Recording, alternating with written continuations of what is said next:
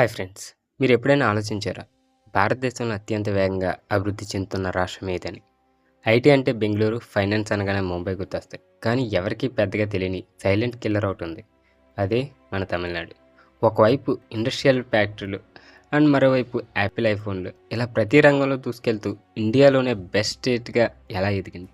అసలు ఆ secret formula ఏంటో ఈరోజు వీడియోలో డీటెయిల్‌గా తెలుసుకుందాం. సో కొత్తవారు మన ఛానల్ చూస్తే తప్పకుండా ఛానల్ సబ్స్క్రైబ్ చేసుకొని వీడియోని లైక్ చేయడం మాత్రం మర్చిపోకండి. ఇక టాపిక్‌లోకి వెళ్ళిపోదాం. ముందుగా మనం వాళ్ళ ఎకానమీ గురించి మాట్లాడుకోవాలి. భారతదేశంలో మహారాష్ట్ర తర్వాత రెండో అతిపెద్ద ఆర్థిక వ్యవస్థ అంటే సెకండ్ లార్జెస్ట్ ఎకానమీ తమిళనాడుదే. 2024, 2025 రికార్డుల ప్రకారం Tamil Nadu real GDP growth rate అక్షరాల 11.2%గా నమోదైంది. ఇది దేశ సగటు కంటే చాలా ఎక్కువ. 2030 నాటికి $1 ట్రిలియన్ ఎకానమీగా మారాలన్నది వాళ్ళ భారీ టార్గెట్. అసలు ఈ స్థాయికి వాళ్ళు ఎలా చేరుకున్నారు? దీనికి మొదటి సీక్రెట్ వీళ్ళ మ్యానుఫ్యాక్చరింగ్ హబ్ అంటే ఐఫోన్ల నుండి కార్ల వరకు. సో ఈ మ్యానుఫ్యాక్చరింగ్ ఒకప్పుడు తమిళనాడుని అంటే డెట్రాయిట్ ఆఫ్ ఇండియా అని పిలిచేవారు. ఎందుకంటే హుందాయ్, ఫోర్డ్, నిస్సాన్ వంటి దిగ్గజ కార్ల తయారీ కంపెనీలు అక్కడే ఉన్నాయి. కానీ ఇప్పుడు ట్రెండ్ మారింది. తమిళనాడు ఇప్పుడు ఐఫోన్ క్యాపిటల్ ఆఫ్ ఇండియాగా అయితే అవతరించింది. భారతదేశంలో తయారవుతున్న యాపిల్ ఐఫోన్లో దాదాపు 70-80% వరకు ఐఫోన్లు ఒక్క తమిళనాడులోనే తయారవుతున్నాయి. ఎలక్ట్రానిక్స్ ఎగుమతుల్లో అంటే ఎలక్ట్రానిక్స్ ఎక్స్పోర్ట్స్ తమిళనాడు ఎప్పుడూ ఇండియాలోనే నెంబర్ 1 స్థాయిలోనే ఉంది. చైనాను ఆల్టర్నేటివ్గా ఫాక్స్కాన్ అండ్ పెగాట్రాన్ ఇలాంటి గ్లోబల్ కంపెనీలు కూడా తమ ప్లాంట్లను చెన్నై చుట్టుపక్కల విస్తరిస్తున్నాయి. సో ఇక్కడ the social formula education and health care. ఇది రెండవ secret. Educational and health care కేవలం ఫ్యాక్టరీలు పెట్టినంత మాత్రాన అభివృద్ధి రాదు. దానికి స్కిల్ ఉన్న యువత కావాలి. తమిళనాడు సక్సెస్కి ప్రధాన కారణం వాళ్ళ ద్రవిడియన్ మోడల్. ఉన్నత విద్య అంటే హైయర్ ఎడ్యుకేషన్ చదివే వారి సంఖ్యలో తమిళనాడు దేశంలోనే టాప్లో ఉంది. సో ఇక్కడ గ్రాస్ ఎన్రోల్మెంట్ రేషియో అంటే దాదాపు 47% పైగా ఉంది. అంటే దేశ సగటు కంటే చాలా ముందున్నారు. స్వతంత్రం వచ్చిన కొత్తలోనే మధ్యాహ్న భోజన పథకాన్ని అంటే మిడ్ డే మీల్స్ ఉండే కదా, అది సమర్థవంతంగా అమలు చేసి స్కూల్ డ్రాప్ అవుట్స్ని తగ్గించారు.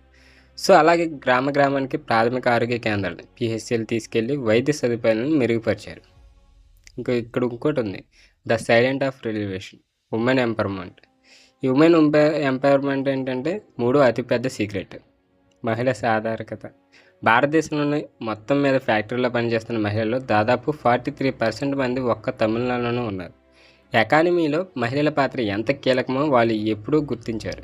మహిళలకు సురక్షితమైన పని వాతావరణం, working women's hostels, free bus journey లాంటి సదుపాయాలు కల్పించడం వల్ల వాళ్ళు భారీ సంఖ్యలో ఉద్యోగులకైతే వచ్చారు. ఈ ఒక్క అడుగు వాళ్ళ ఆర్థిక వ్యవస్థను రాకెట్ వేగంతో పెంచింది.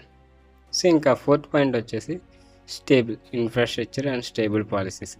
అంటే ఇది నాలుగో అతిపెద్ద పాయింట్ అనే చెప్పొచ్చు. చెన్నై, ఎన్నూరు, టిటుకోరిన్ లాంటి వరల్డ్ క్లాస్ పోర్ట్స్ వాళ్ళకు ఉండటం ఎగుమతులను అతిపెద్ద బలం. సో అలాగే ఏ రాజకీయ పార్టీ అధికారంలోకి వచ్చినా పెట్టుబడిదారులకు, ఇండస్ట్రీస్కి సపోర్ట్ చేసే పాలసీలను కంటిన్యూ చేయడం వల్ల గ్లోబల్ కంపెనీలకు తమిళనాడు మీద నమ్మకం ఏర్పడింది. సో చివరిగా ఫైనల్గా చెప్పాలంటే ఇది తమిళనాడు సక్సెస్ ఫార్ములా. ఒక పక్క విదేశీ పెట్టుబడులను ఆకర్షిస్తూ పరిశ్రమలను స్థాపించడం, మరోపక్క పరిశ్రమలకు కావాల్సిన టాలెంట్ను విద్య ద్వారా స్థానికంగా డెవలప్ చేయడం. ఈ పర్ఫెక్ట్ బ్యాలెన్స్ వల్లే ఇండియాలో బెస్ట్ స్టేట్గా తమిళనాడు దూసుకుపోతుంది. ఇక అభివృద్ధి వికేంద్రీకరణ అంటే డీసెంట్రలైజ్డ్ డెవలప్మెంట్ అంటే కేవలం ఒకే నగరాన్ని డెవలప్ చేయడం కాకుండా కోయంబత్తూర్, తిరుపూర్, మదురై లాంటి Tier 2 సిటీలను కూడా డెవలప్ చేయడం మనం వారి నుంచి నేర్చుకోవాలనే చెప్పచ్చు. సో మరి మీరేమనుకుంటున్నారో తమిళనాడు డెవలప్మెంట్ మోడల్లో మీకు బాగా నచ్చిన పాయింట్ ఏంటి కింద కామెంట్స్లో తెలియజేయండి. ఈ వీడియో మీకు ఇన్ఫర్మేటివ్గా అనిపిస్తే ఖచ్చితంగా లైక్ చేయండి, మీ ఫ్రెండ్స్కి అండ్ ఫ్యామిలీకి షేర్ చేయండి. ఇలాంటి మరిన్ని ఇంట్రెస్టింగ్ కేస్ స్టడీస్ కోసం మన ఛానల్ తప్పకుండా సబ్స్క్రైబ్ చేసుకొని సో మళ్ళీ మంచి వీడియోతో నెక్స్ట్ మేము ముందుకు వస్తాం. అంతవరకు బై టేక్ కేర్.